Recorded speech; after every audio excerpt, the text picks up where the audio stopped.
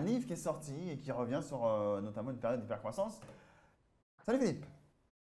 Bonjour, Comment vas-tu aujourd'hui, Philippe? il va très bien, le micro passe? Le micro passe, on t'entend, je te Le micro confirme. passe, je pense. Eh oui, Ouais, c'est un métier, hein, attention. il est temps que les coiffeurs rouvrent. Et moi, j'ai l'avantage que le gros casque camoufle. Mais en fait, Oui. oui, c'est exactement, c'est exactement. Bon. Mais c'est pas vital, là, on est d'accord. C'est pas vital, mais ça devient quand même un peu gérable. Alors, toi, tu voulais nous parler aujourd'hui, tu as senti que c'était le moment de nous parler d'un livre qui revient sur l'hypercroissance d'une société. Je te propose de nous lancer. Pourquoi tu nous parles de ça et qu'est-ce qu'on doit retenir de ces expériences? Ben, pourquoi? Parce que c'est un livre que j'ai beaucoup apprécié. Et c'est assez rare parce que c'est ce qu'on appelle un livre blanc. Donc, c'est pas un livre édité par un vrai éditeur, mais il a été édité par la maison 1 minute 30. Donc, cette 1 minute 30, c'est une agence de communication. Est-ce que tu Voilà. connais Gabriel? Ah, moi, je connais Gabriel. Je pense que la plupart des gens qui nous regardent, qui nous écoutent, ne le connaissent pas. Tu peux présenter. N'est-ce On a pas? dit zéro autopromo, mais comme tu parles pas de toi et que c'est un peu le contexte, il faut bien qu'on en parle quand même.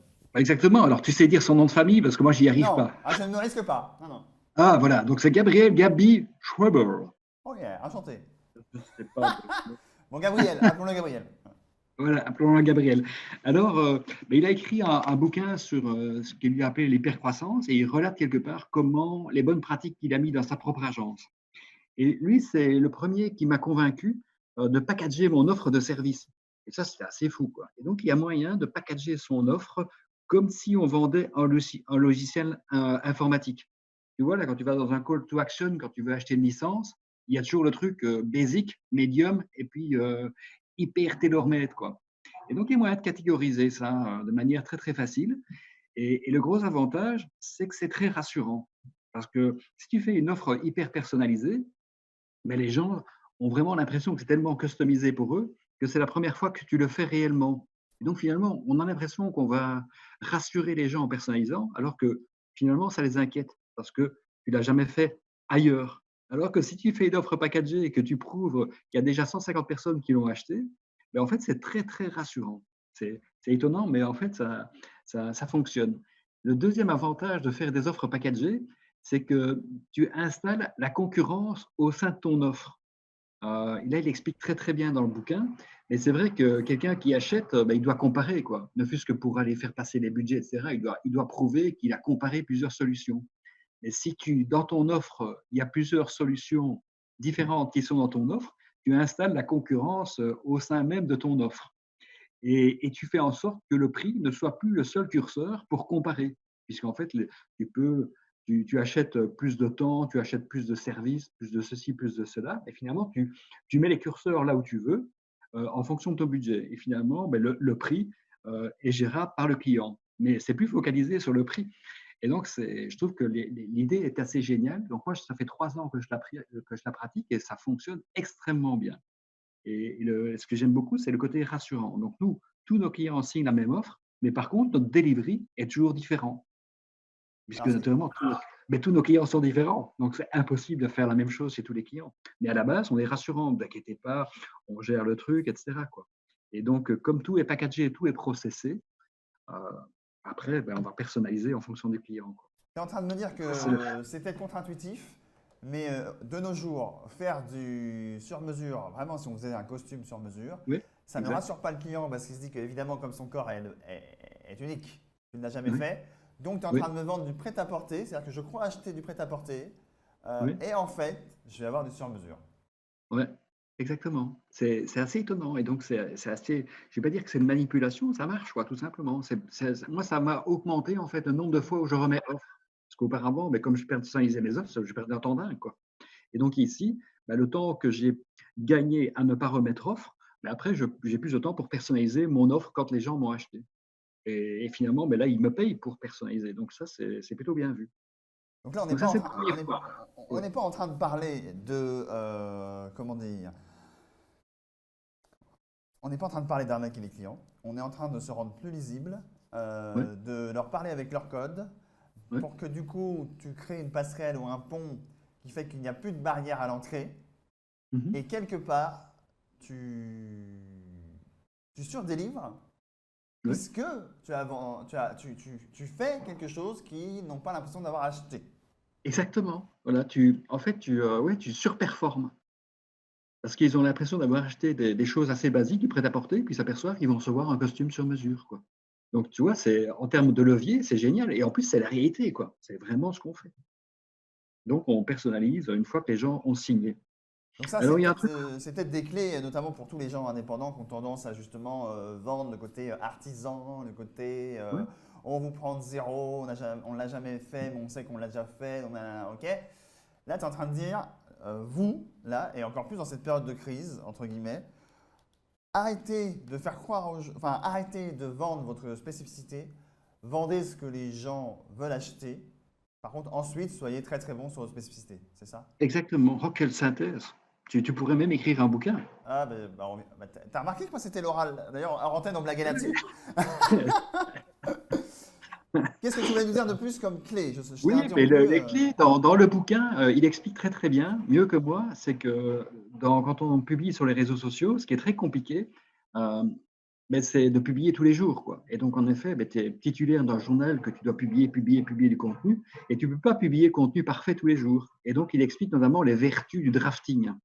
Et donc, c'est hyper important comment dire, de se contenter pas, de quelques allers-retours entre la production du marketing et ce que tu as envie de recevoir. Mais en fait, son expression, c'est better done than perfect.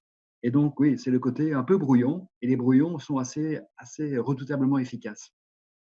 Quelque part, quand on livre un brouillon et que Mm. le client le voit, eh ben, il peut y mettre sa patte. Il peut y mettre sa Ouais, patte et sa touche. ouais. Et donc, Et c'est un peu ça, ce qu'on disait avant-hier.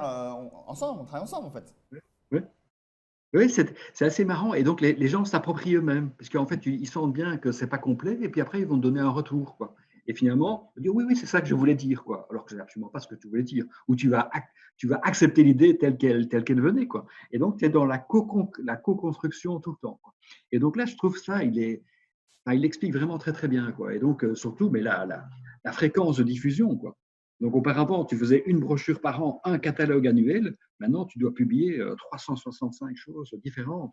Donc, c'est un challenge tous les jours, quoi. Donc, tu dois baisser le niveau qualitatif, le niveau d'exigence pour privilégier la rapidité.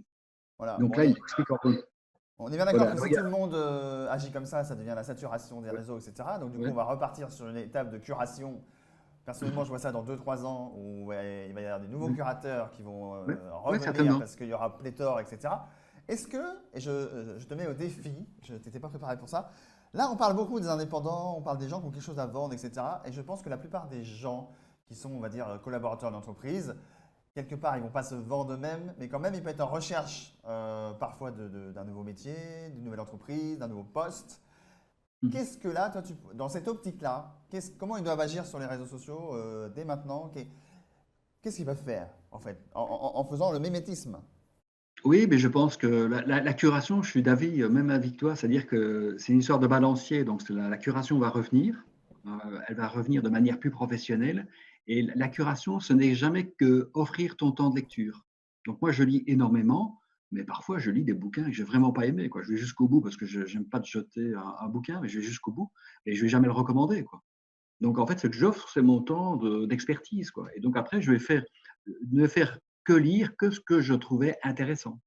Et moi, je prends souvent l'exemple de mon ex-femme qui est toujours consultante chez Deloitte, directrice associée. Et donc, elle avait beaucoup de qualités, mais pas certainement de lire la presse. Et elle avait un gentil mari qui donnait un petit coup de stabilo boss sur toute la presse internationale. Et le lendemain matin, ben, elle lisait 3 4 articles pour être up-to-date par rapport à l'actualité business, quoi. Et donc, c'est ça, c'est la curation. Donc, ça ne sert à rien de lire tous le même bouquin, quoi. On n'est pas tous passionnés par les mêmes choses, c'est rare. Donc, c'est pas mal qu'à un moment donné, quelqu'un se sacrifie dans un domaine d'activité et de tout lire.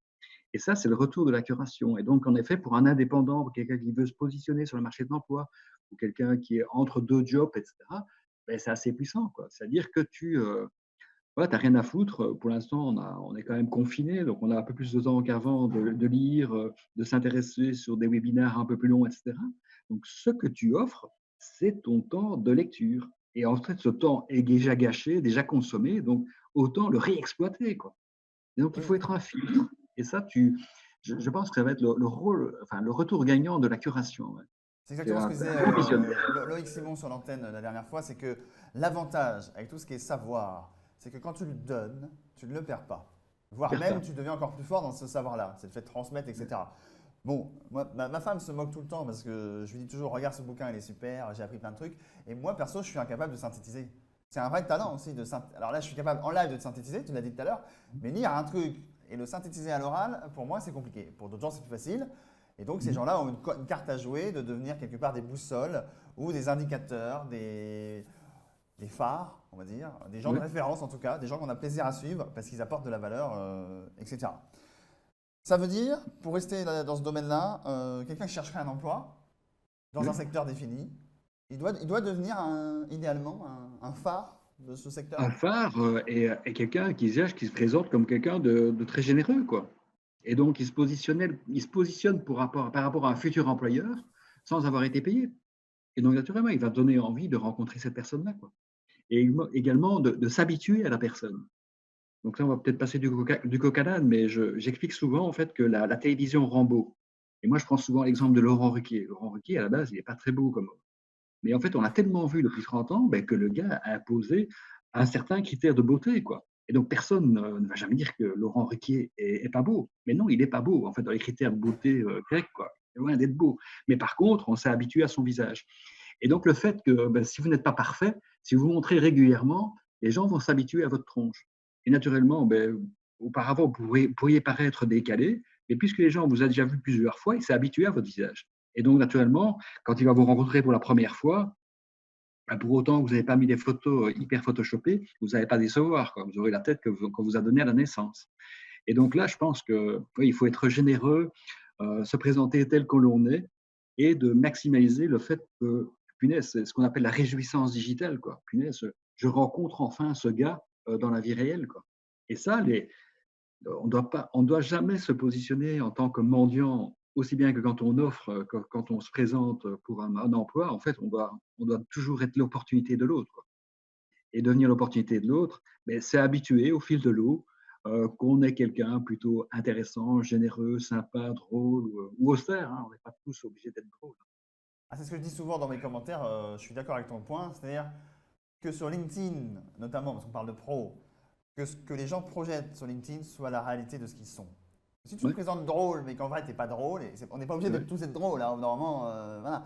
On peut être austère, il y a des grosses qualités, entre guillemets. Bon, austère, c'est un peu caricatural, mais quelqu'un, on va dire, de plutôt introverti, je partage pas trop, etc. Mais par contre, ça mouline là-dedans, il y a une vie intérieure, le gars, il a lu plein de bouquins. Si on lui pose une question précise, il te sort tout ce qu'il a lu et il te dit c'est ça qu'il faut faire parce que.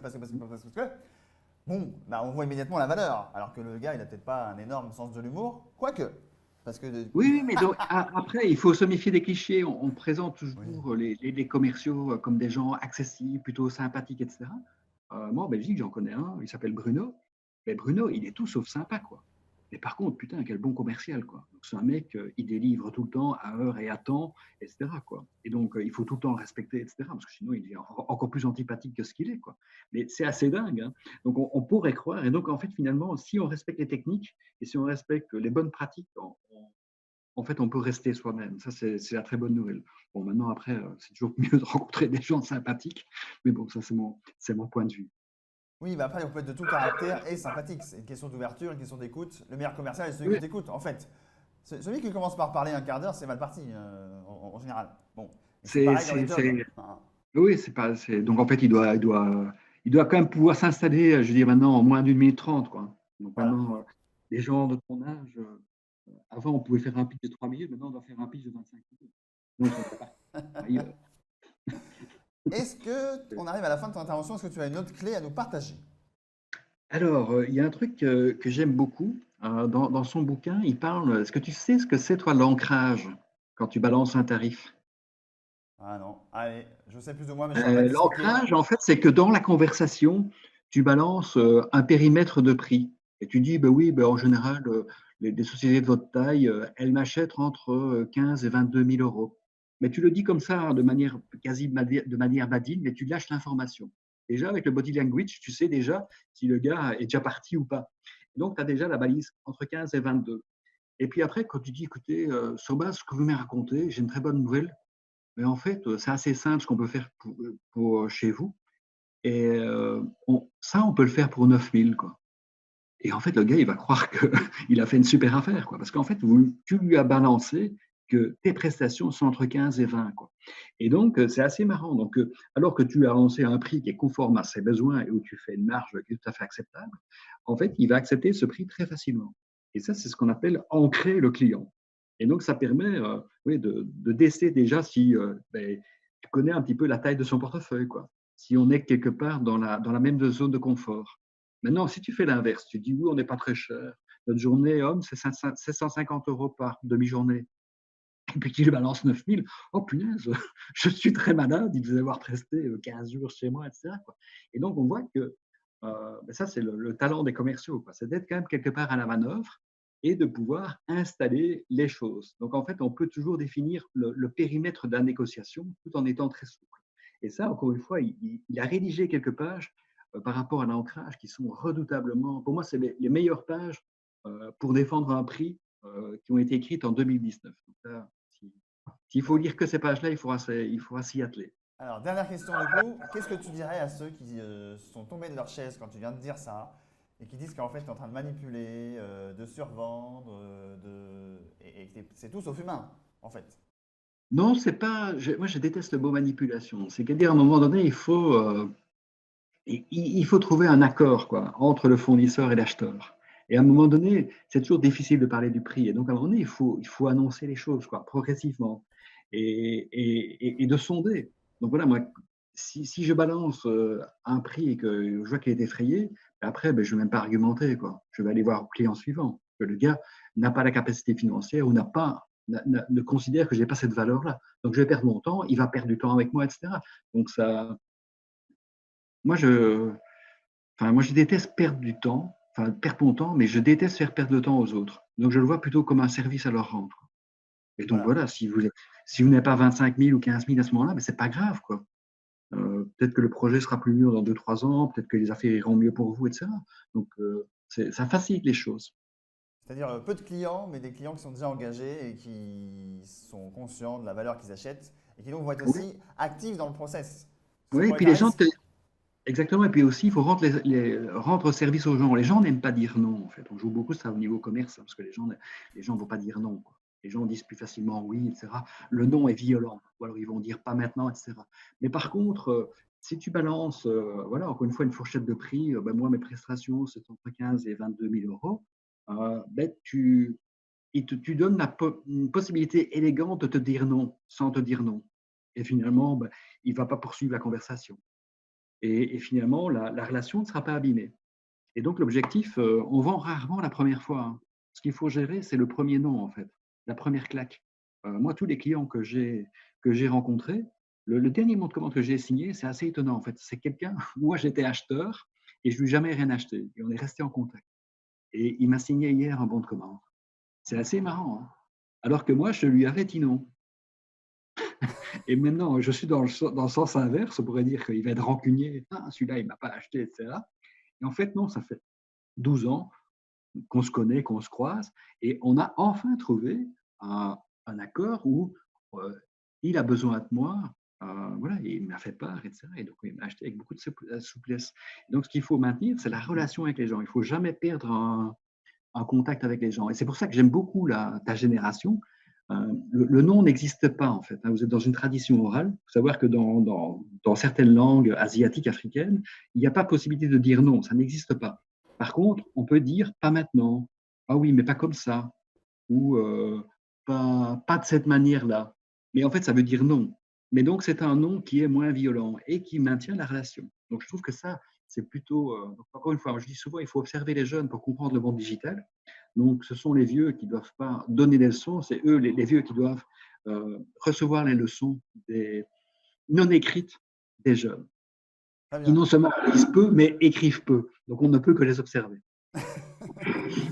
Merci Philippe, en tout cas pour tes apports, toujours très généreux. Et puis évidemment, il n'y a pas que les jeunes qui ont raison, hein, c'est l'échange intergénérationnel, interculturel, de toujours être curieux de concrètement comment, tiens, il fait pas comme moi. Pourquoi il ne fait pas comme moi, cette personne-là? Qu'est-ce qui le pousse à faire ça? Et si j'ai le moyen de lui parler, je lui demande, ah, mais alors qu'est-ce qui te fait penser ça? Ah, mais alors, donc de telles situations, quelles conclusions tu tires? Ah, et des questions très ouvertes. Hein. Là aussi, des questions où on peut répondre par oui ou par non, mais où on répond son avis. Et son avis n'est pas la vérité. Et du coup, on essaye de pas non plus l'imposer en mode gourou, je sais pas quoi. Mais en tout cas, on prend une partie de la pièce du puzzle et du coup, on peut construire avec. Merci Philippe, à bientôt, on se retrouve sur l'antenne quand tu le souhaites.